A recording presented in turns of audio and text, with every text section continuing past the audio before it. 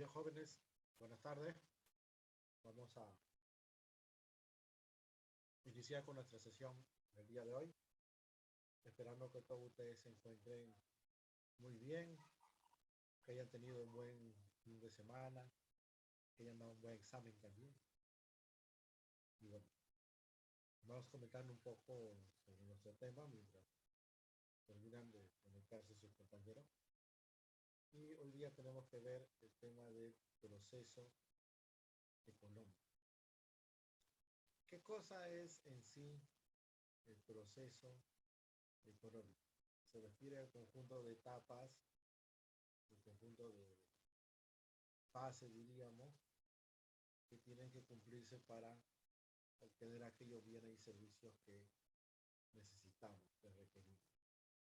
La definición nos dice que el proceso económico es el conjunto de actividades que realizan los seres humanos, procurando la obtención de los recursos materiales que justamente nos permiten también satisfacer nuestras necesidades.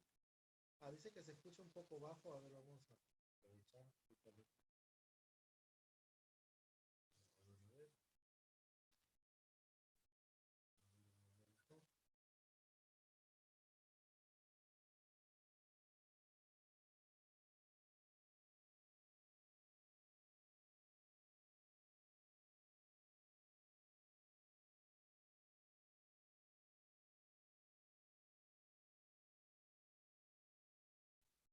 A ver, ¿ahí me logran escuchar mejor?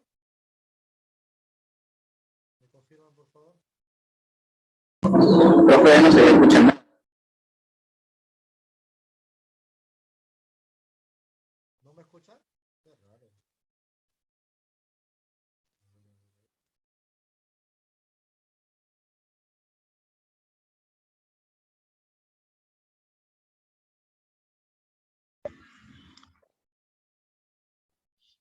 Ahí logran escucharme mejor. Debe ser. Ya, perfecto. Entonces estamos explicando que el proceso económico es el conjunto de etapas que tenemos que realizar para obtener los productos. La primera de estas es la producción, que ya sabemos qué cosa es, ¿no? Producir es elaborar, crear, fabricar aquellos bienes y servicios que necesitamos. Esto lo logramos, decíamos, combinando factores o también decíamos un input y un output, ¿no? Que vimos la sesión anterior. ¿Qué podríamos agregar a eso? Que bueno, la producción también se entiende como la agregación del valor, agregar valor. Pasamos de la materia bruta a la materia prima, de la materia prima al insumo y del insumo al bien final, no por obra y gracia de nuestro Señor, sino que esto es porque en el proceso productivo vamos realizando transformaciones, vamos generando valor, adicionando valor. Por ejemplo, habíamos dicho en la clase anterior, un árbol. El árbol es materia bruta, ¿no es cierto? Ahora este árbol se puede transformar, se va a transformar en troncos, vamos a talar los árboles, los vamos a cortar, y los troncos de madera serían materia prima. Luego de eso, esos troncos de madera se van a lijar, se van a pulir, se van a volver a cortar, y tendremos planchas de madera.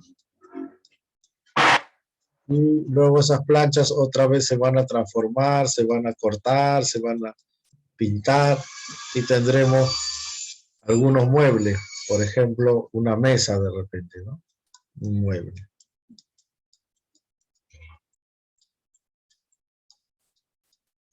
Entonces, ¿quién transforma el árbol en troncos en planchas y las planchas en muebles? Los seres humanos.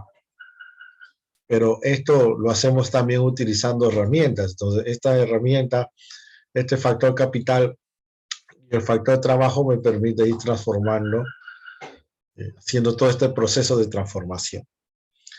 Ahora, ¿por qué decimos que se agrega valor? Porque, mira, por ejemplo, digamos que el árbol tiene un valor de 10. O sea, un pedazo del árbol, ¿no? Lo que vamos a utilizar. Vamos a poner un poquito más, de repente 20. Entonces, si yo comparo el árbol con los árboles que estoy utilizando y los troncos, ¿quién vale más? ¿El árbol en su estado original o el tronco, o sea, el árbol que ya ha sido transformado? ¿Qué vale más, el árbol o el tronco? A ver, díganme ustedes. ¿Qué valdría más? El árbol, ¿no? El tronco. ¿Por qué? Porque ya hay un trabajo adicional que se ha hecho. Esto vamos a suponer que valga 40. Y si yo comparo los troncos que tengo con las planchas de madera, ¿quién vale más? ¿Los troncos o las planchas? A ver, dígame usted, ¿quién vale más, los troncos o las planchas? Ya, esto ponte que vale 70. Y si yo comparo las planchas de madera con las mesas que he fabricado, ¿qué vale más, la mesa o la plancha? La mesa, ¿no? Muy bien, esto vale 100, digamos. ¿Por qué? Porque ya hay una transformación, hay una producción adicional que vamos haciendo hasta obtener el bien final, que sería la mesa, el mueble. Entonces acá hemos ido agregando valor, ¿no? Más 20, más 30, más 30, entonces puedo sumar todo esto, 20, 20, 30, 30 y tengo el valor del bien final. Pero eso ya cuando le ponemos números. Por ahora lo que me interesa es que veas eso, ¿no? Cómo se va adicionando los valores. ¿Y quién hace eso? El ser humano, apoyado obviamente de el factor capital. Por eso es que se dice que el trabajo es el que genera valor, porque es el que hace la transformación. Ahora, cuando hablamos de la producción a nivel del país, o sea, cuando queremos ver el factor, o mejor dicho, queremos ver los sectores de la producción, entonces tenemos primario, secundario y terciario. ¿Cuál es el sector primario? Es el de actividades extractivas, actividades de poco valor agregado, bajo valor agregado. La actividad extractiva es básicamente pasar de materia bruta a materia prima. Por ejemplo, la agricultura, la ganadería, la pesca, la minería, la tala de árboles, etcétera. Que es lo que veníamos explicando justamente. Si yo voy, me tumbo el árbol y lo convierto en troncos, ya, eso es sector primario. Hay un valor agregado, pero digamos no es mucho, no es el inicial. Ahora, en el caso de agricultura, ojo, esta es la agricultura de consumo interno, o sea, consumo en el país, porque lo que sería agroexportación, eso sí va como secundario. Ahora, ¿qué cosa es el sector secundario? Es donde ya hay una mayor transformación, por ende, hay mayor valor agregado. En este caso estamos hablando de materias primas a insumos y de insumos a bienes finales. O sea, de todos estos pasos, de materia bruta a materia prima es sector primario, secundario sería de materia prima a insumo y de insumo a bien final. Entonces acá tenemos todo lo que es industria, lo que son fábricas, manufactura, la construcción también, principalmente. Ahora, de estos dos, ¿cuál es el principal en el Perú? El primario. O sea, el primario, si veo solamente entre estos dos, entonces la mayor cantidad de, digamos, una mayor parte del PBI está en el sector primario. Pero cuando ya veo como un todo, la mayoría de gente en el Perú trabaja en el sector terciario. ¿Qué cosa es el sector terciario? Es el sector de servicios, comercio, servicio. Ahí tienen los transportes, las telecomunicaciones, el comercio justamente, la educación, la salud, entre otros. O sea, La principal fuente de ingresos del Perú es el sector primario, pero la mayoría de gente trabaja en el sector terciario. Había una mayor cantidad de la PEA, diríamos. Ahora, ¿esto por qué se da? Básicamente porque el Perú es un país con baja industrialización. Si nosotros tuviéramos más industria, más empresas grandes, mayor producción, entonces en las ciudades la mayoría debería trabajar ahí en el secundario. En el campo sí, ¿no? La agricultura, pero en la ciudad debería ser las grandes industrias, fábricas, producciones. Pero como nosotros no tenemos eso, lo tenemos en muy poca medida, entonces, ¿qué hace la gente? No les queda otra, pues, más que buscar su propio negocio, sus propios comercios, brindar sus propios servicios. Por eso la mayoría trabaja en terciario. Luego tenemos la circulación, que es la segunda etapa. Pero bueno, creo que por acá había una pregunta, a ver, antes de eso. Una empresa se puede encargar de 3 sectores. Bueno, más que una empresa, un grupo económico. Por ejemplo, el grupo Credicorp o el grupo Romero. Ellos están en el sector de agroexportaciones, que sería secundario. También está en el sector, me parece que también tiene terrenos de agricultura interna, que sería primario.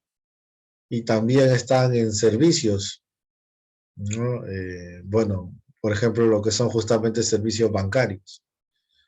Entonces sí puede pasar que un grupo, o a veces hay una cadena productiva que se dice. Por ejemplo, Gloria sería secundario, pero las vaquitas de las cuales extrae la leche es primario. Entonces Gloria puede criar sus propias vacas también para eh, producir su leche.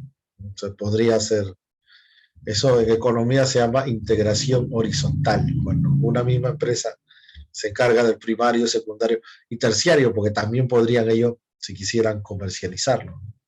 Generalmente no lo comercializan ellos, sino lo dan a otras empresas u otros comercios, otros locales. Pero si ellos lo quisieran hacer, lo podrían hacer. Y pasaría lo que me están preguntando aquí. Pero generalmente no, ¿no? Generalmente las empresas están repartidas cada uno en diferentes sectores. Bien, vamos a hablar sobre la circulación, decíamos. eh, claro, bueno, por acá me escriben un comentario del interno.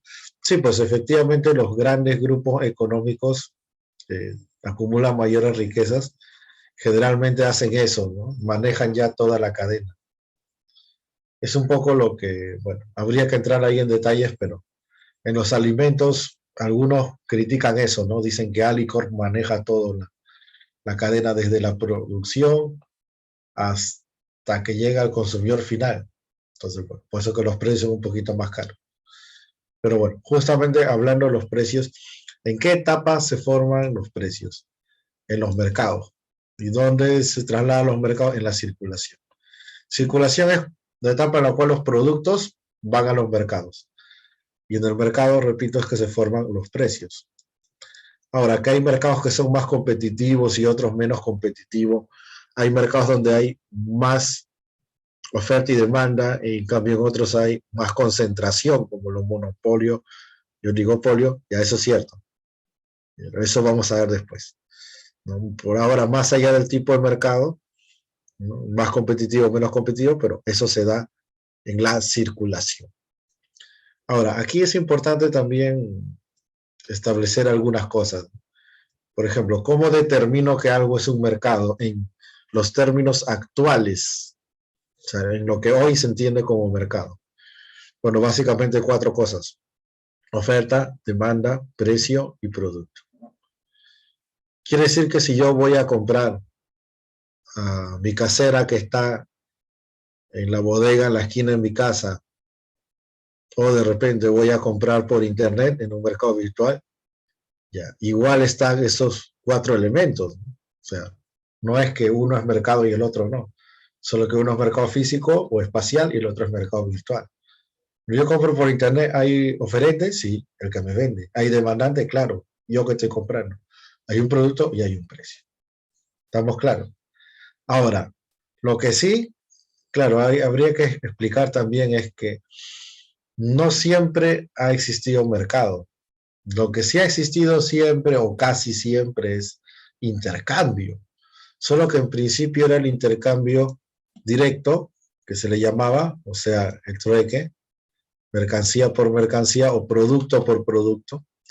En cambio ahora el intercambio mercantil, que es justamente el mercado que conocemos, es producto por dinero.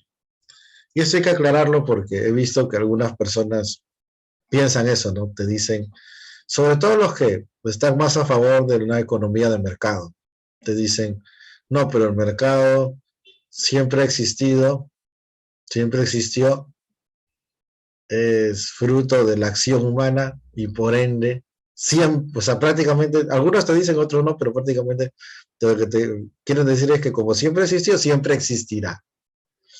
Pero en realidad no es así, ¿eh? O sea, intercambios ha habido, sobre todo a partir de que el ser humano generó excedentes. Pero el intercambio mercantil requiere ese elemento, el elemento del dinero. ¿Estamos claros? Eh, a ver, acá por ejemplo me preguntan, profe, Plaza Vea es un mercado. A ver, ¿qué dicen ustedes según lo que he explicado? Yo sé que algunos van a poner sí, otros van a poner no, pero ¿qué es lo primero que hay que pensar? Los cuatro elementos. Si tú vas a Plaza Vea, ¿hay oferentes? Sí, pues ellos son los oferentes, ellos te venden. ¿Hay demandantes? Claro, la gente que está yendo a comprar. ¿Hay producto o mercancía? Evidentemente que sí. ¿Hay un precio? Claro. Y ese precio está expresado en términos monetarios, ¿no es cierto? Entonces, Plaza Vea es un mercado. Ahora, digamos, adicionalmente a esos cuatro elementos, podemos hablar, por ejemplo, del transporte, porque claro, lo que se ha producido en una fábrica, ¿cómo llega al mercado? No se va volando, ¿no? Tiene que haber un transporte. Y del sistema financiero. El sistema financiero ahí facilita también las transacciones, los intercambios. Pero bueno, este sistema financiero sí lo vamos a ver después, en la semana 11. ¿No? En la semana 11. A ver, me preguntan cuál es la diferencia entre Plaza Vea y un mercado común. Ya miren, vamos aprovechando la pregunta, vamos a hablar justamente de cuáles son los tipos de mercado. Pero antes de hablar de los tipos de mercado, también quiero hacer otra aclaración que posiblemente no venga del examen, pero sí es importante que lo sepan. ¿Cuál es? Que no toda relación humana es mercantil. Y yo sé que parece obvio, pero mucha gente lo olvida. O sea, hay relaciones que evidentemente son mercantiles. Y ahí yo voy a comprarlos en cuadernos, pues es una relación mercantil, ¿no? Yo quiero cuadernos y a cambio de eso doy dinero. Pero, por ejemplo, en la relación con mis padres, o con mis seres queridos, con mis amigos, o con una pareja si la tuviera, o con mis hijos si los tuviera, no puede ser una relación mercantil. Pero lamentablemente, como estamos en una sociedad regida por el mercado, parece que hay mucha gente piensa que toda relación es mercantil. Entonces, ¿a qué me refiero? Por ejemplo, tú veías antes una pareja de enamorados. Entonces, ¿qué suponías? Ah, que, bueno, la chica y el chico están pues porque se quieren, se estiman mucho, etcétera, ¿no? Pero tú ves, pues, por ejemplo, en la televisión, entrevistan o sale un reportaje de estos programas faranduleros. ¿Y qué dicen? A tal está con cual. ¿Y por qué? Ah? Y ponen los mensajes de texto. Entonces, la chica, ¿qué dice? Dice, no, porque él me compra ropa, me paga los viajes, me lleva a buenos lugares, y si no, next, dice. Todavía, o sea, no me da eso, next. Sí, sí, sí, ya, seguimos. Entonces, ese tipo de pensamientos, que uno lo puede ver al chiste, a la broma, pero si tú te pones a pensar, es de gente que piensa, que cree que toda relación es mercantil. Y yo no les recomiendo eso, sinceramente, para, como les digo, de repente esto no te lo van a preguntar del examen, pero sí te va a servir en tu vida más adelante. Porque si tú piensas que puedes hacer de todas las relaciones que tienes una relación mercantil, entonces prepárate también para que te traten como mercancía. O sea, no esperes pues que te traten, digamos, como corresponde, ¿no?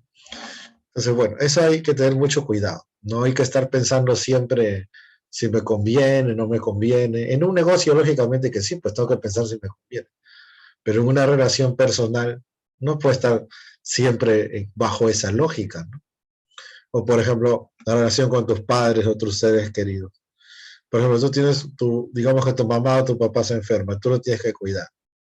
¿Por qué? Porque los quieres, pues. No estás pensando en que, uy, ¿cuánto me voy a gastar? O qué voy a ganar de esto, no sé, me van a heredar una casa. Entonces, ese tipo de cuestiones lamentablemente se está perdiendo porque algunos piensan que el mercado es como un dios, ya no es un instrumento, ¿no? Que nos sirve para mejorar nuestras condiciones de vida, sino prácticamente se vuelve el dios del mercado. Y ahí sí hay que tener mucho cuidado. Pero bueno, volviendo ahora sí al punto, hay varios tipos de mercados, un poco lo que preguntaba su compañero. Tienes, por ejemplo, según el volumen transado, mayorista y minorista.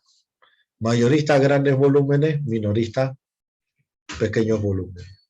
¿Cuál es la ventaja del mayorista? Precios bajos. ¿Cuál es la ventaja del minorista? Diversidad. Porque en un mayorista, para que te dejen precio más bajo es porque llevas pues 10 kilos de arroz, o perdón, 10 sacos de arroz y 15 sacos de papa.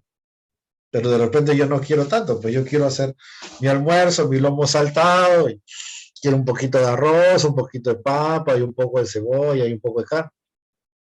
¿Entiendes? Ahora, Plaza Vea, que me estaban preguntando por acá, ¿qué sería? ¿Mayorista o minorista? Aquí dicen ustedes. ¿Plaza Vea es mayorista o es minorista?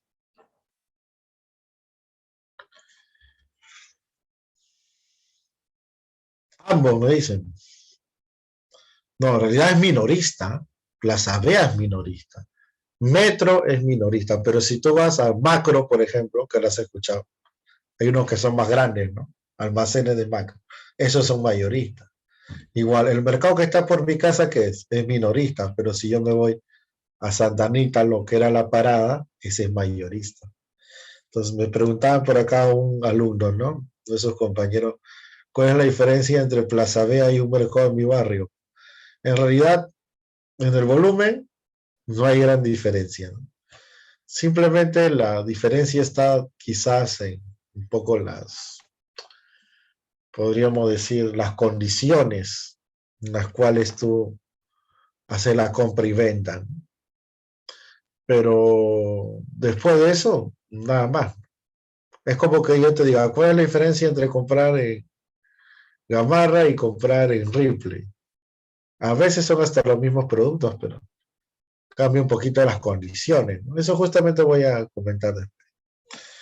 Pero bueno, tenemos otros casos. Por ejemplo, según el acceso al mercado, tiene abierto y cerrado. Abierto es el que no tiene restricciones para la entrada y salida, para la oferta y demanda. El cerrado, lógicamente, sí las tiene. Por ejemplo, el mercado de útiles escolares sería abierto. Yo quiero ponerme en librería, nadie me prohíbe. Claro, tengo que cumplir los requisitos que piden las autoridades, pero lo puedo hacer. O para la demanda, yo quiero ir y comprar cuadernos, un cuaderno, 10 cuadernos, 100 cuadernos, lo que mi dinero alcance. Nadie me va a prohibir, yo lo puedo hacer, ¿no es cierto? Pero hay otros mercados donde no. Por ejemplo, el mercado de insumos químicos, el mercado de el ácido muriático. Si tú vas a una ferretería o una tienda y compras una botella de ácido muriático, entonces no hay problema, no pasa nada. Pero si tú vas y quieres comprar 50 galones de ácido muriático, entonces ahí no vas a poder. No solo porque posiblemente no lo tengan, porque no te digo que está restringido, sino porque así lo tuvieran, no te venderían. Y tú dirás, profe, ¿por qué? A ver, ¿para qué sirve el ácido muriático? Generalmente sirve para limpiar el baño, ¿no? Para limpiar el inodoro, etcétera. Pero, ¿por qué crees que está restringido? De repente hay otro, de repente le dan otro uso, ¿no? ¿Alguien sabe? ¿Por qué está restringida la compra y venta de ácido muriático? Porque pueden matar a alguien, pero yo también puedo matar con un cuchillo a alguien y no por eso está prohibido, ¿no? Porque con eso esconden al muerto. Pero sí, sí, eso también es cierto. Están viendo, acá creo que están viendo varias series de narcotraficantes, ¿no? Sí, también usan para eso. Pero en realidad está restringido porque el ácido muriático es principalmente ácido clorhídrico.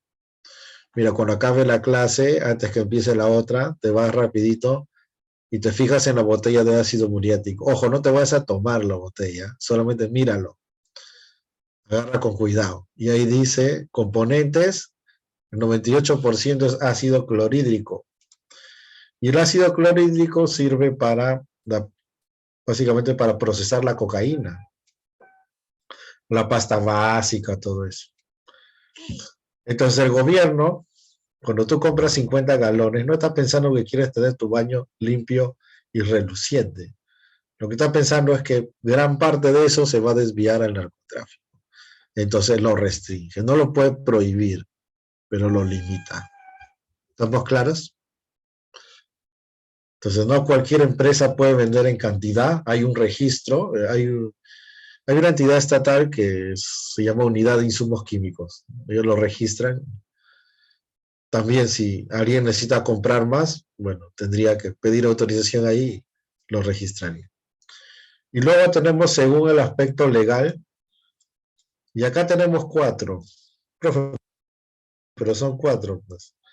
Porque si hay mercado informal, es porque hay formal, ¿no? Pues vamos a poner formal, informal, ilegal y negro.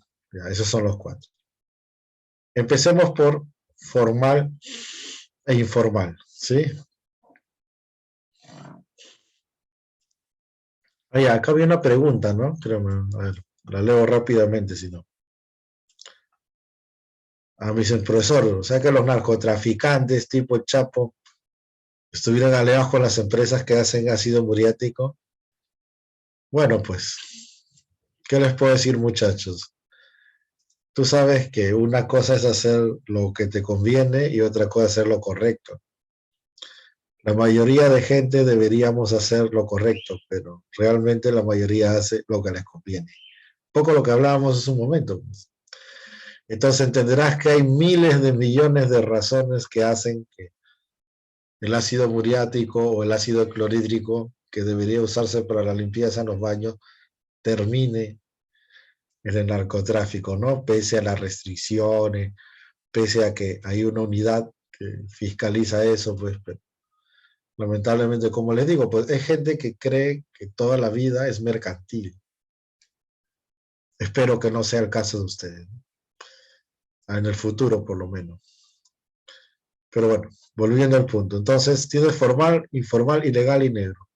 Entonces, vamos a trabajar primero los dos, formal e informal. ¿Cuál es la diferencia? La diferencia son las condiciones, justamente lo que decía hace un momento. Porque en un mercado formal se tienen que cumplir todos los requisitos que las autoridades exigen. ¿Cuáles son esos? Por ejemplo, quiero poner mi librería. Entonces tengo que tener licencia de la municipalidad. Tengo que estar inscrito en SUNAT. ¿Qué implica estar inscrito en SUNAT? Significa que tengo que tener número de RUC, significa que tengo que emitir comprobantes de pago, boletas de factura, significa que tengo que declarar y pagar los impuestos, entre otros. También me piden un certificado de defensa civil, también me piden un carnet de sanidad en caso manipule alimentos, etcétera. Entonces, si cumples eso, es formal. Y si no, es informal. El caso típico de los informales son los ambulantes. Entonces, mira, su compañero decía, ¿no? La diferencia entre Plaza B y el mercadito de mi casa. Depende, ¿no? Porque hay mercados que sí están bien organizados, pero hay otros que la gente está en la calle, ¿no? Y ¿qué te van a dar boleta, pues, no? Entonces, ahí sí, claro, Plaza B es formal. Los que están en la calle no tienen licencia, no dan boleta, no hay ningún carnet de sanidad, nada de eso, esos son informales. Sin embargo, el producto, eso anótalo ahí, bien grande, el producto es legal. En ambos casos, repito, el producto que se va a intercambiar, que se va a transar, es legal. Volvamos al ejemplo de los útiles. Si yo voy a comprar mi cuaderno en una librería que cumple con estos requisitos, entonces eso es formal, ese es un mercado formal. Pero ese mismo cuaderno yo también lo puedo comprar en Mesa Redonda, donde hay un montón de gente en la calle que está vendiendo. Entonces, uno es formal, el otro es informal, pero en ambos casos el producto es legal, ¿o no? ¿Comprar y vender cuadernos es ilegal? Pues yo lo puedo hacer. En cambio, si hablamos de mercado ilegal, acá obviamente el producto es ilegal, o sea, la compra y venta de este producto es ilegal, ¿no? Su elaboración y su comercialización, y o, como dicen los ingenieros, ¿no? Su elaboración y o su comercialización es ilegal. Por ejemplo, justamente hablábamos, ¿no? Las drogas, ¿no? La cocaína es ilegal. Ya eso no importa ya si te venden con boleta o te venden en la calle, ¿no? Es ilegal. La piratería, el contrabando, los artículos robados, todo eso, ¿no? El armamento de guerra, la compra y venta de eso es ilegal. Estamos claros, porque repito, el producto está prohibido. Ahora, ¿qué cosa es un mercado negro? Ya, eso también preste mucha atención porque la mayoría cree que el mercado ilegal es lo mismo que el mercado negro. Por ejemplo, los periodistas van a hacer su reportaje a la cachina y dicen, estamos en el mercado negro de la cachina, te dicen. No, pero eso, repito, se llama mercado ilegal. Profe, ¿qué cosa es el negro? Ya te explico. Hay países en los cuales el Estado establece el precio de los principales productos. Por ejemplo, los productos de primera necesidad. Un ejemplo de ello, Venezuela. Bueno, anteriormente también el Perú, ya hace décadas atrás. Entonces, quiere decir que en esos países los productos, sus precios de los productos, mejor dicho, se establecen por ley, entonces son precios legales. En el Perú no hay precios legales, ¿no? Por ende, no hay mercado negro. Pero ahorita vas a entender por qué. Entonces, repito, hay países donde los precios son legales.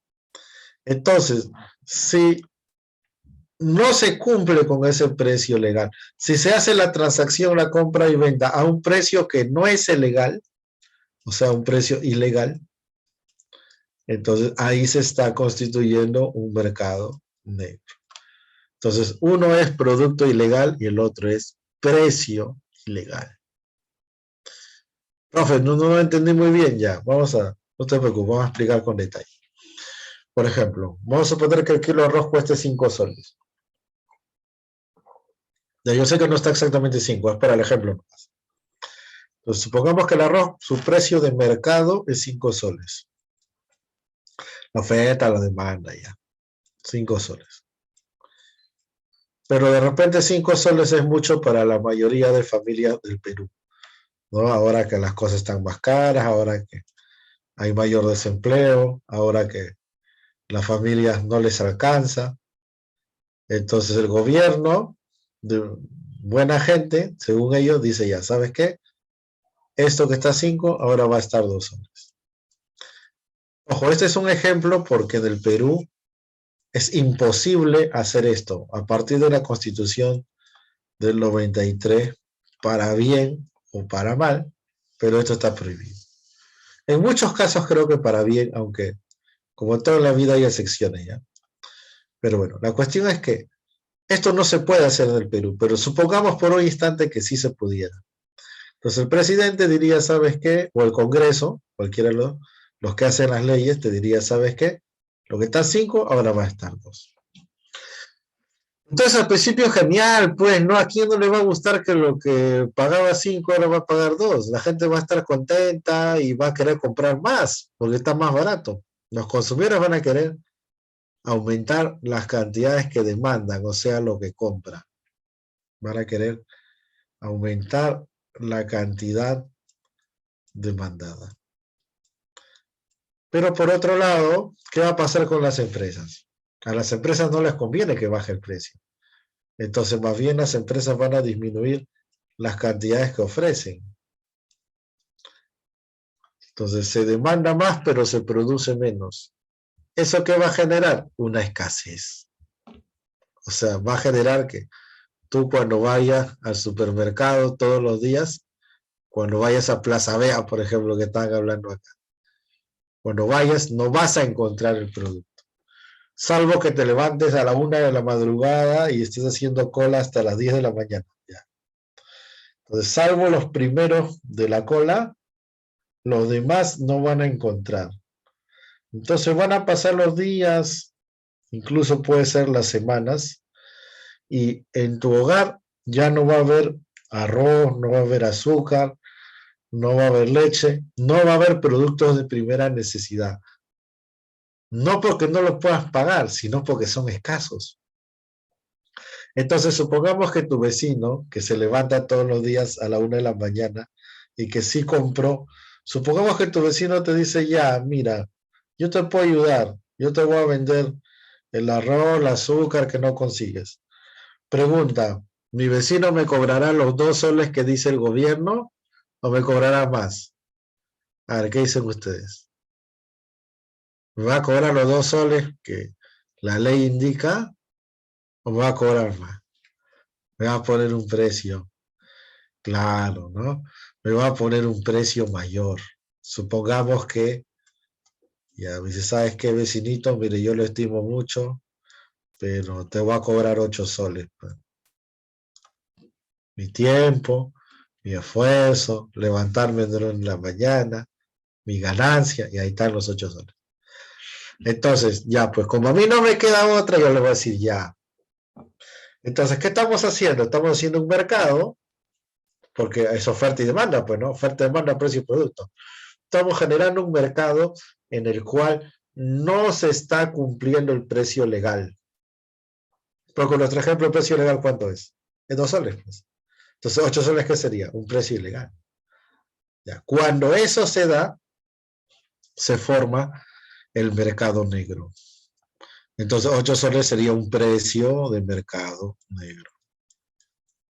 No le ponen precio ilegal, le ponen precio de mercado negro, pero ya sabes que no es ilegal, pues en este caso es mayor que legal.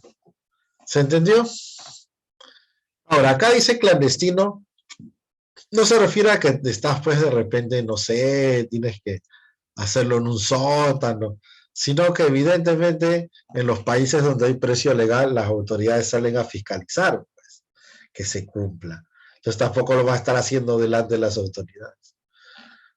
Pero lo que yo quiero que entiendas es que no es que necesariamente vas a un lugar determinado, aunque claro, en Venezuela hay lugares que ya son conocidos por hacer mercado negro, pero realmente como en mi ejemplo, ni siquiera tiene que ser así, o sea, puede ser un vecino, un amigo, pero que me vende un precio que no es legal, ya ese sería un mercado negro.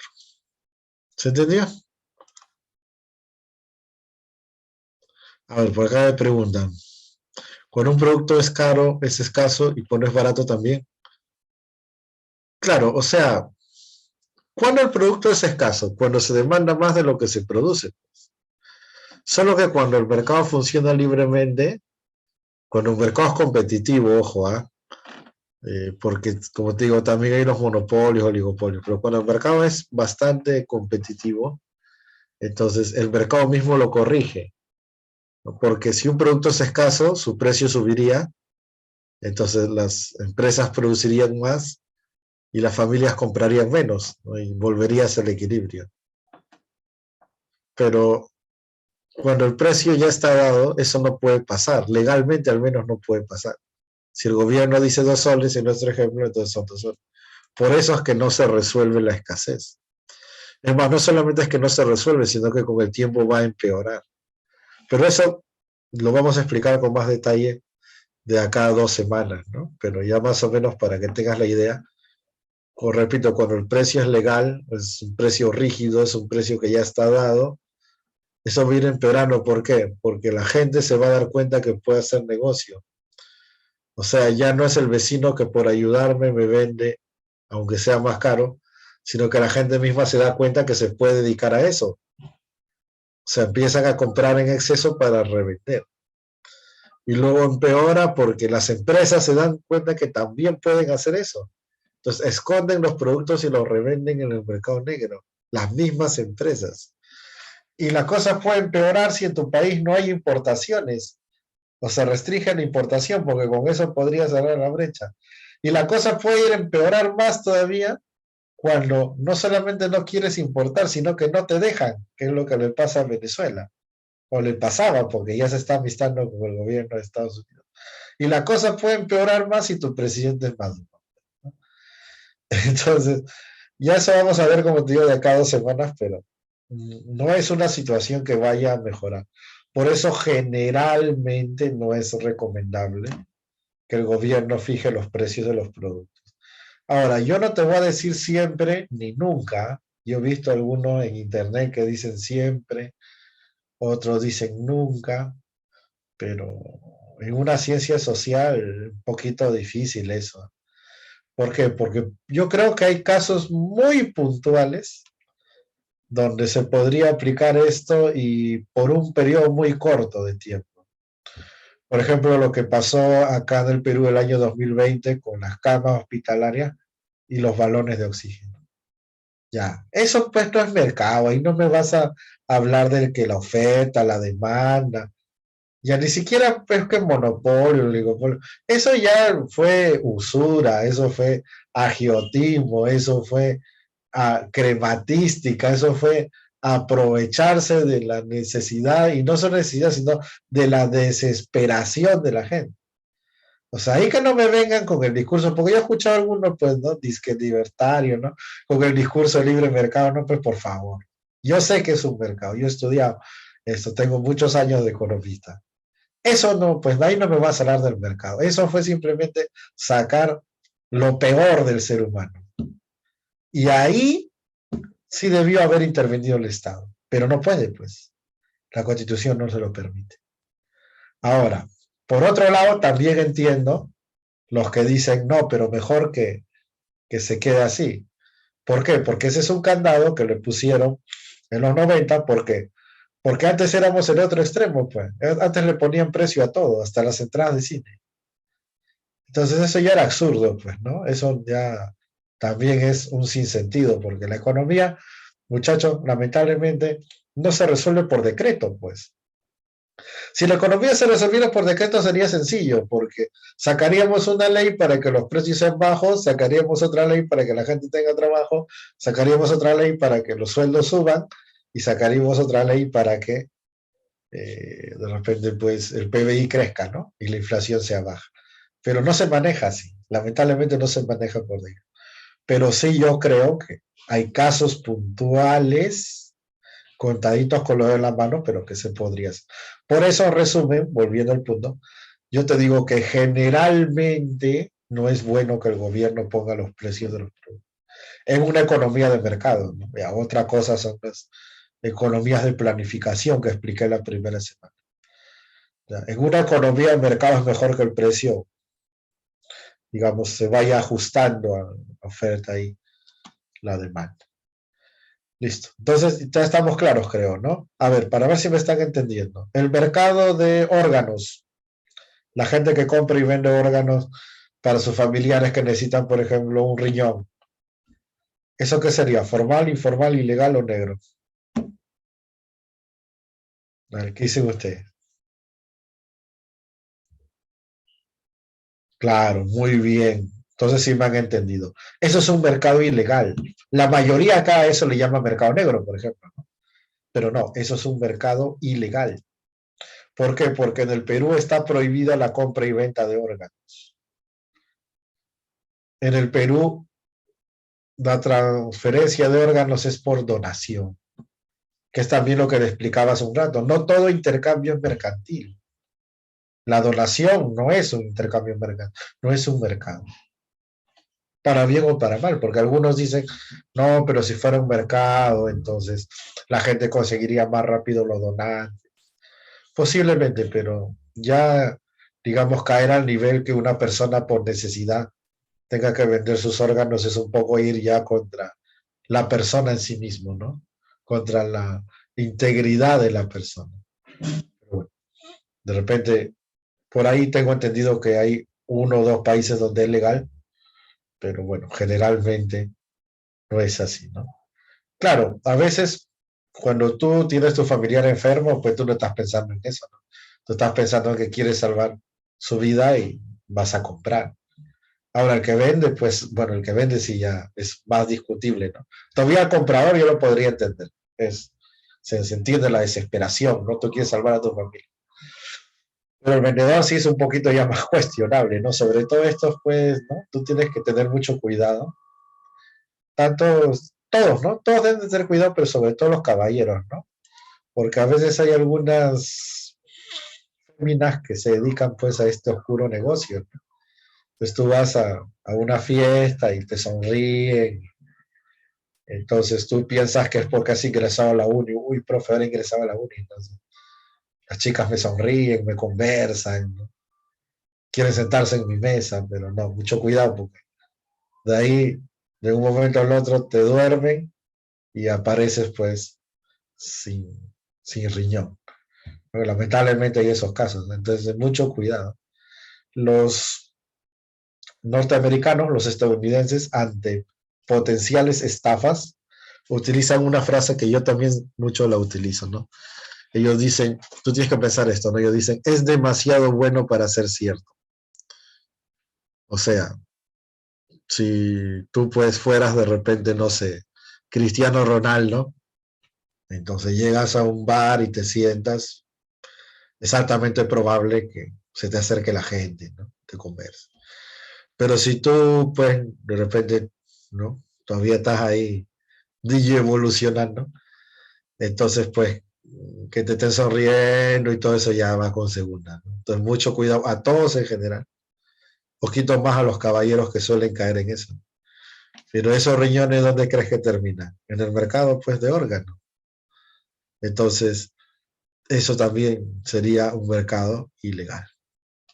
Ya, mira, ahí te estoy enseñando economía y también te estoy dando consejos para la vida, por si acaso. Yo he visto, no, no me ha pasado, pero he visto. A ver, ¿qué más hice por acá? Allá. Ya, mira, acá hay una pregunta, pero eso sí la voy a responder con más detalle. Todavía en la semana 8 creo que es este tema, 7 8 donde hablamos del monopolio y el oligopolio. Pero para no dejar al aire la pregunta, porque ustedes creo que no ven las preguntas, ¿no? Pues ellos, yo se las comento. Eh, Acá me hablan del caso este del grupo Romero, de Aricor, que mucha gente dice que suben los precios, ¿no? Claro, es que en general, cuando hay monopolio y oligopolio, el monopolista o el oligopolio fijan precio, o sea, ponen un precio. En cambio, cuando hay competencia, hay más competencia, ese precio es de mercado. Las empresas son precios sectantes, se dice, ¿no?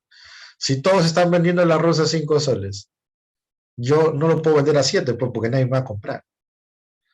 Pero si yo fuera la única empresa distribuidora de arroz, entonces yo le pongo 10 soles pues, y la gente me va a tener que comprar. Esa es la cuestión, ¿no? Por eso es que es un problema más que la existencia del monopolio o oligopolio como tal. El problema es el abuso de posición de dominio, se dice. O sea, cuando ellos aprovechan esa condición de ser el único. Ahora, ¿cómo evitamos eso? Bueno, ese ya sería un tema más largo de explicar, pero en principio promoviendo la competencia, ¿no? Pero a estos grandes grupos no les gusta mucho la competencia. Y estos grupos pues no solamente tienen un poder económico, sino tienen un poder político. Ellos te van a hablar de la competencia, ellos te van a hablar del libre mercado, pero a la hora de la hora tratan de usar todos los medios a su disposición para evitar la competencia. Un ejemplo rapidito antes que me gane el tiempo es el del banco chino. El banco chino se pasó años queriendo entrar al Perú a competir supuestamente, la oferta, la demanda, ¿no? Pero los cuatro grandes que manejan el sistema bancario, que son BCP, BBVA, Interbank, Scotiabank y sobre todo el BCP, que es el principal, buscaron todas las excusas para que el banco chino no entre al Perú. Porque tú dirás, profe, ¿y por qué no quieren que el banco chino entre? Bien simple, pues porque China es un país que tiene cientos de miles de millones de dólares para invertir. Los chinos no saben qué hacer con su plata, están que hacen obras de construcción por aquí, por allá, y lo que querían ellos era prestar. Entenderás que con tanta plata los préstamos del banco chino iban a ser más baratos, ¿no? Con menores tasas. Entonces, ¿qué iba a hacer la gente? Ir al banco chino. Pues ahí se acabó el discurso del libre mercado y le pusieron todas las trabas. Al final pasó como 10 años y el banco chino lo dejaron entrar, pero solamente para préstamos a grandes clientes, o sea, ya no para el público en general. O sea, básicamente es para que le preste ellos mismos, ¿no? Pues ese es el tema, pues, ¿no? Bonito es hablar del libre mercado, pero cuando choca con tus intereses, pues ahí en algunos se acabó, ¿no? Libre mercado hay más bien en el común del pueblo, ¿no? Tú te vas al mercado de tu barrio, ahí hay libre mercado, porque hay un montón de gente que vende fruta, un montón de gente que quiere comprar, pero bueno, eso vamos a verlo más adelante, ¿sí? Entonces vamos a explicar ahora eh, el tema del flujo circular de la economía. Ya, esto es un modelo, una representación simplificada que nos muestra cómo los mercados interactúan con las unidades económicas, que son las empresas y la familia, en principio, aunque también podremos agregar al sector público o el Estado. Entonces, mira, vamos a analizar primero el mercado de bienes y servicios, que es el que está acá abajo. En un mercado de bienes, como hemos estado explicando, la empresa es oferente y las familias demandantes. Las empresas producen y las familias consumen. Quiere decir que acá va a haber una flecha o un flujo. Este flujo que está de color rojo se llama flujo real, por si acaso. Ya los que están tomando nota, es de flujo real. El flujo de real es de bienes, servicios y factores. En este caso serían bienes y servicios. La empresa produce y ofrece los bienes. ¿Dónde? En el mercado. Mercado de bienes, lógicamente. ¿Y quiénes los demandan? ¿Quiénes los compran? La familia. Por eso la flecha sale de las empresas, va al mercado y llega a la familia. Empresa oferente, familia demanda. Ahora, ¿qué dan las familias a cambio de eso? Dinero, pues, ¿no? Si a mí me da, yo voy a una tienda a comprar aceite, con una mano recibo la botella de aceite y con la otra pago. Entonces, así como llega producto, sale dinero. Acá lo han puesto de color celeste, pero yo lo voy a poner verde, porque verde, pues, más para que te acuerdes del dinero, ¿no? Entonces, esta flecha verde se llama flujo nominal o flujo del dinero. La roja es real, esta nominal. El dinero sale de la familia y le pagas a las empresas. Así de fácil. Entonces, fíjate hasta acá. Hasta acá tienes que siempre hay un oferente, un demandante, un flujo de llegada y un flujo de salida. De las empresas sale producto y llega dinero. A las familias llega producto y sale dinero. Para las familias es un gasto, pero para las empresas son ingresos. ¿Te entendió? Ahora, lo mismo pasa en el mercado de factores, solo que cambian los roles. Porque en el mercado de factores, ¿cuáles son los factores? Lo que hemos visto en la clase anterior, ¿no es cierto? Trabajo, naturaleza, capital. Por ejemplo, vamos a tomar el factor trabajo, ya que es el más conocido. Entonces, mucha gente cree que la empresa ofrece el trabajo, pero no. La empresa es el demandante, o sea, el que quiere contratarte, el que quiere tus horas de trabajo, tu capacidad de trabajo es la empresa. Las familias son las que ofrecen. Tú vas a egresar de la universidad y tú vas a ofrecer tus horas de trabajo. Ya, ten mucho cuidado, porque la mayoría, como ve un anuncio, dice, por ejemplo, se necesita ingeniero Y dicen, ah, ya, mira, ahí está la oferta de trabajo. Pero no, esa es la demanda de trabajo. Quiere decir que el factor, en este ejemplo, el factor trabajo, va de la familia a las empresas, ¿no? La flecha de acá parte y llega aquí. ¿Estamos claros? Ahora, la empresa que te da a cambio por tu factor, por tu trabajo, te da dinero. Entonces a la empresa llega factor y sale dinero. Y en la familia más bien salió el factor y llegó el dinero. Y ya está. Entonces, si lo ves todo como uno solo, date cuenta que un flujo va en sentido horario, el rojo, y el verde en sentido antihorario. Siempre hay una entrada y una salida. Profe, y si incluimos al Estado, ya pues normal, el Estado del sector público recibe dinero tanto de las familias como de las empresas a través de los impuestos, tributos, pero también puede dar apoyos, ¿no? O sea, también va a dar de repente algunos, bueno, acá dice becas, ayudas, pero apoyos en general, ¿no? Transferencias se denomina. Y lo mismo a las empresas, ¿no? Subvenciones o subsidios. Entonces, si integras al Estado, se sigue cumpliendo lo mismo. Ahora, lo que sí, este modelo supone que no hay ahorros, que todo el dinero circula. Si hubiera ahorro, ya tendríamos que incluir al sistema financiero, pero eso viene más adelante. Y listo. Lo demás es facilito. La tercera etapa, distribución. ¿Qué es distribución? Pago a los factores. ¿Cuáles son los factores? Ya estudiamos. Trabajo, naturaleza, capital, empresa, Estado. ¿Cuáles son los pagos? Salario, renta, interés, ganancia y tributo. Etapa número 4, el consumo. ¿Qué es consumir? Es utilizar los bienes. ¿De qué depende el consumo? De los ingresos que tenga, de las rentas de las que voy a disponer. Si tengo más ingresos, consumo más. Y finalmente viene la inversión. ¿Por qué es necesario invertir? Porque necesitamos seguir produciendo, porque el consumo no es uno ni dos, sino se da de manera ilimitada. Entonces, para seguir consumiendo hay que seguir produciendo y para producir hay que incrementar el capital. Eso es invertir, incrementar el capital físico, la letra K.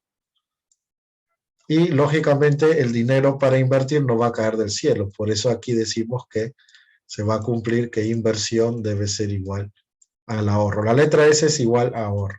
Todas las inversiones del Perú deberían coincidir con todos los ahorros. Bien, jóvenes, no sé si habrá alguna consulta, si no, vamos terminando ya porque ya está acá el colega. Bien. Ya. ¿Cuál es el tercero? Repito, producción primero. Segundo, circulación, mercados. Tercero, distribución, pago a factores. Cuarto, consumo. Y quinto, la inversión. Bien, jóvenes, entonces eso sería todo por hoy. Voy a compartirle acá al hospedador al profesor. Y cualquier consulta lo vemos también en la otra clase. A ver, un momentito. Tengo que cortar primero la grabación, ¿verdad? Claro, sí, profe. Ya, ¿cómo está, profesor? Buenas tardes, sí. Antes Buenas tardes. la grabación.